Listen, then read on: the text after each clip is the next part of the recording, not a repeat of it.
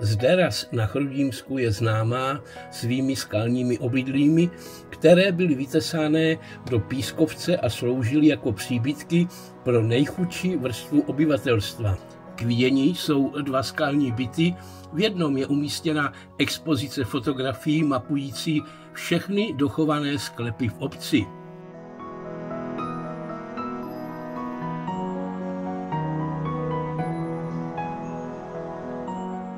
Nacházíme se ve zderazském skalním obydlí, které pravděpodobně vzniklo koncem nebo ve 30leté válce jako nutnost pro ukrývání zásob všech lidí, kteří tady byli. Tohle stavení nebo sklepení bylo obsazeno lidmi ještě koncem 19. století. Kolik tady lidí bylo, vlastně kronika neuvádí. Avšak víme, že v samotné obci bylo v domech více lidí než dneska. Třeba na čísle 9 bylo v jednu dobu 24 lidí, krom domácích. O těch kronika se nezmiňuje, kolik domácích vlastně bylo. Obyvatelé bydleli ve skromných podmínkách. V jedné místnosti vedle sebe žili 3 generace. Některé skalní místnosti sloužily jako sklepy pro úschovu brambor nebo řepy, jiné jako chlévy nebo dílny.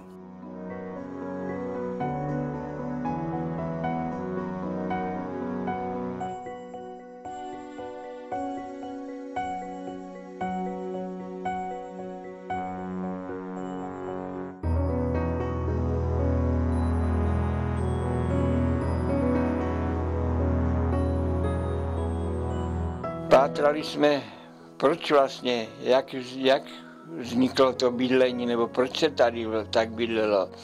Víte, já to přikládám, nebo jsem se dočetl toho, že tak nějak postupem, protože tím oni ty první, kteří sem přišli a takto začali přebývat, já neříkám, to nebylo bydlení, to byla bída, nouze z bídy. Prostě oni zde našli podle záznamu vyhloubeninu z doby, která se datuje až do 30leté války.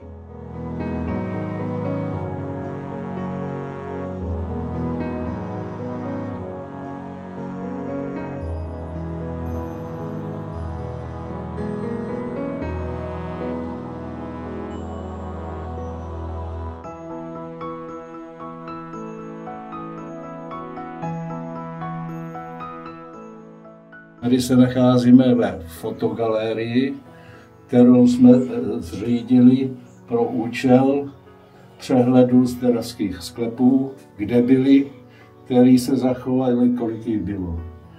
K tomu jsou další materiály, které můžete vidět, včetně našeho zderodáka, který je náš patron a náš pomocník.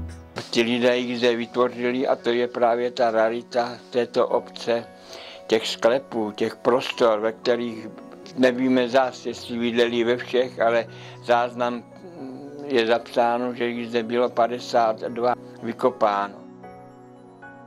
Ale v této vesnici skutečně to rarita byla a je, protože se nenajde tady v té střední Evropě místo, kde by na jednom místě ve svahu bylo vykopáno 50 takovýchto prostě prostor, kde lidé přežívali. V tom roce 1905, když se zde přestalo bydlet, tak ty sklepy začali využívat a využívali je tady ty místní lidé už jen jako sklep. Takže těch sklepů zůstalo do dnešní doby z těch 50 už jenom 18. A zase z těch 18 je 15 na soukromém pozemku, pod soukromým domem. My jsme tu chalupu kupovali v roce 1978. Byla to v podstatě taková spíš zřícenina, se dá říct, ale ten sklep nás teda tady zaujal tak, že jsme se do toho pustili a udělali jsme to celý. Vlastně chalupa je téměř celá nová a ten sklep jsme zvelebili k obrazu svému.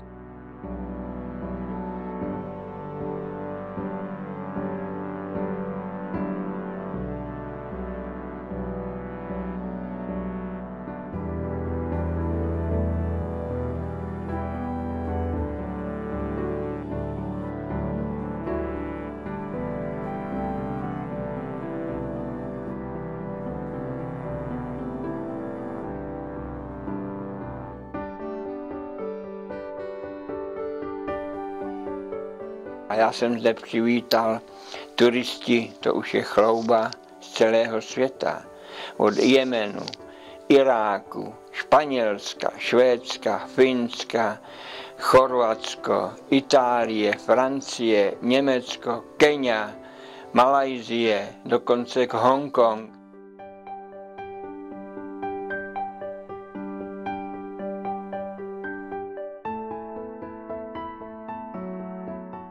Obec si váží velké turistické návštěvnosti a nabízí nejen samotnou prohlídku sklepů, ale také příjemné posezení v areálu, nechybí samoobslužný bar pro občerstvení.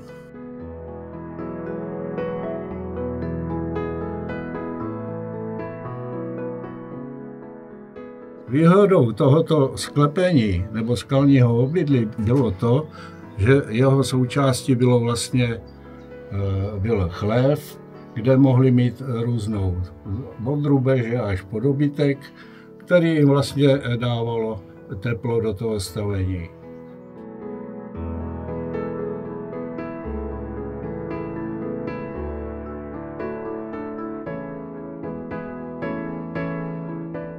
Tohohle skalního obydlí byla postavená suška na ovoce.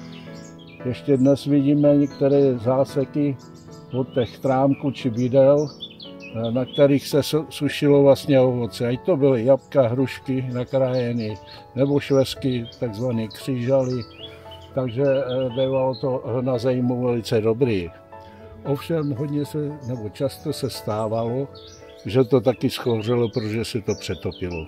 Byli tady i z Francie rodiny a ta jedna paní doslova plakala, říkala, jaká to musela být bída, že tam u nich to existovalo zřejmě taky, ale že se tam o to nikdo nestará v té Francii. A ty profesoři, ty učitelé, ty byli úplně nadšení, jak dokážeme takováhle vesnička zachovat prostě minulost v autentickém podání, že se o to tady ta obec stará. Zderavský domeček se může pochlubit sbírkami nářadí a zařízení používané v minulosti na vesnici k pracím, na poli, v domácnosti i pro různá řemesla.